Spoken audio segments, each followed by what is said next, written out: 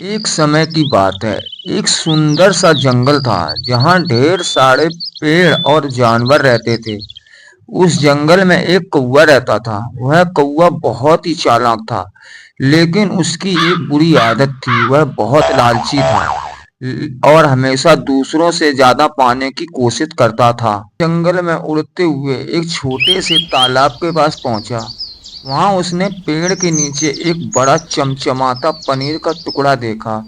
उसकी आंखें चमक उठी, मानो उसे कोई खजाना मिल गया हो। यह तो बहुत स्वादिष्ट होगा, उसने सोचा। खुशी से उसका दिल तेजी से धड़कने लगा। बिना किसी और बात पर ध्यान दिए वह तुरंत नीचे उतरा और पनीर को अपनी चोंच में दबा लिया।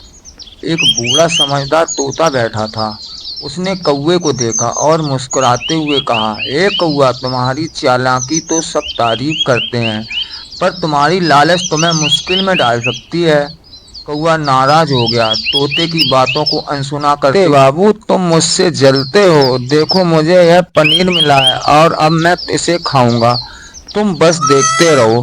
तोता शांत स्वर में बोला, मैं तुम्हारे भले की बात कर रहा हूँ। कभी कभी लालच में नुकसान होता है।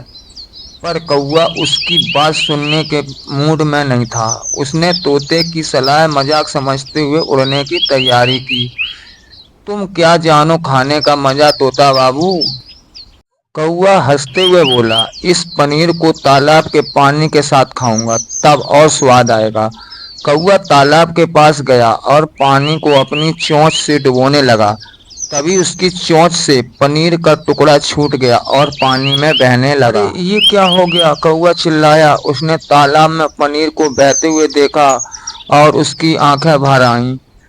मैंने अपने लालच की मैं ये सब खो दिया, वह बुदबुदाया और गुस्से से देख के मारे वह खुद को कोसने लगा। पास में बैठे तोते ने शांत भाव से उत्तर दिया, नहीं, यह तुम्हारी वजह से हुआ।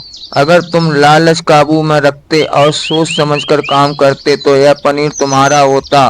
कौवा निराश होकर सोचने लगा।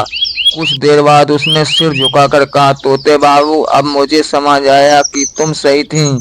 मेरी लालच की मेरी सबसे बड़ी दुश्मन है। मैं वादा करता हूँ अब से जरूरत के हिसाब से ही काम करूँगा और लालच को दूर रखूँगा। तोते ने मुस्कुराते हुए, यही समझदारी है मित्र, संतोष से बड़ी कोई दौलत नहीं है। वो अपनी गलती मानकर वापस जंगल की ओर उड़ गया। उसने यह सीख मिल चुकी थी कि लालच का नतीजा नुकसान ही होता है। कौवा जंगल में लौटते हुए अपने विचारों में खोया गया था। वह सोच रहा था कि उसे अपनी जिंदगी में कुछ बदलाव लाने की जरूरत है।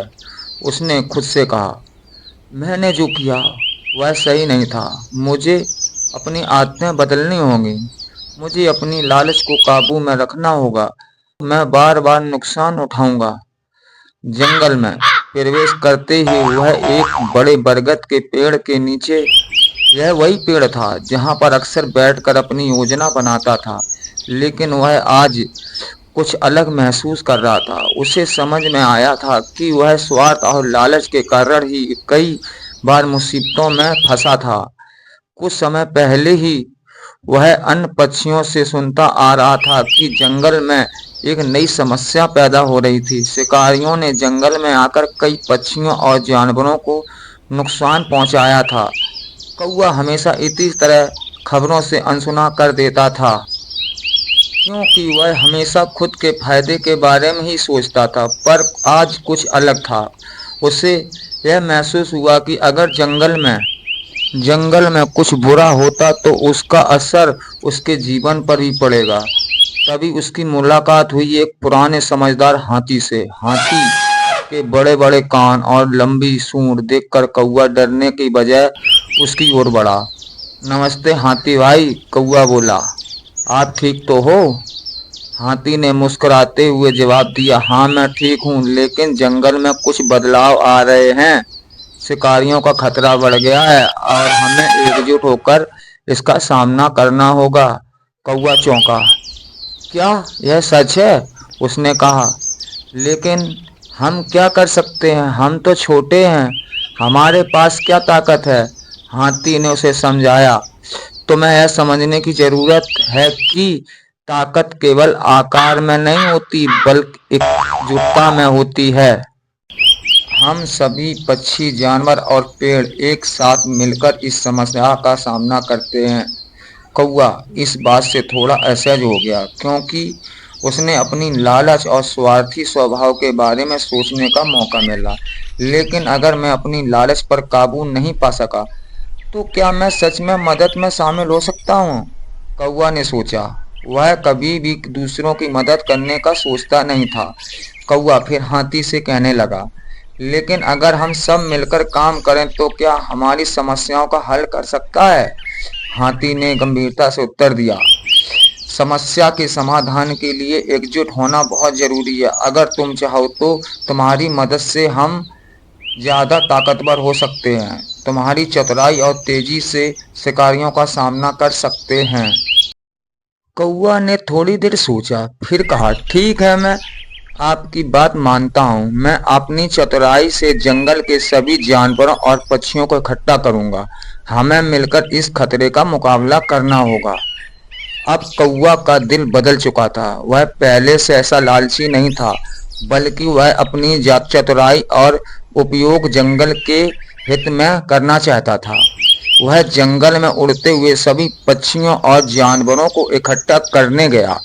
वह सबसे पहले एक बगुले के पास गया। बगुला हमेशा शांत रहता था, अपनी नजरों में पानी में गड़ा और मछलियों को पकड़ता था। नमस्ते बगुला भाई, कौवा बोला, क्या आप हमारी मदद करेंगे? बगुला चौंका और उसने कहा, कौवे से पूछा, क्या मदद चाहिए? कौवे ने कहा, शिकारियों ने जंगल में कदम रख दिया है। हमें मिलकर उस योजना का नकारा करना होगा। हम सब मिलकर उनकी ताकत का सामना कर सकते हैं। बगुला ने सोचा, कौवा ठीक कह रहा है। मैं तो हमेशा अकेला रहता था, लेकिन अगर हम सब मिलकर काम करें तो अच्छा होगा। ठीक है, बगुला बोला, मैं तुम्हारे साथ हूँ। इसके बाद कौवा ने दूसरे पक्षियों और जानवरों से भी संपर्क किया।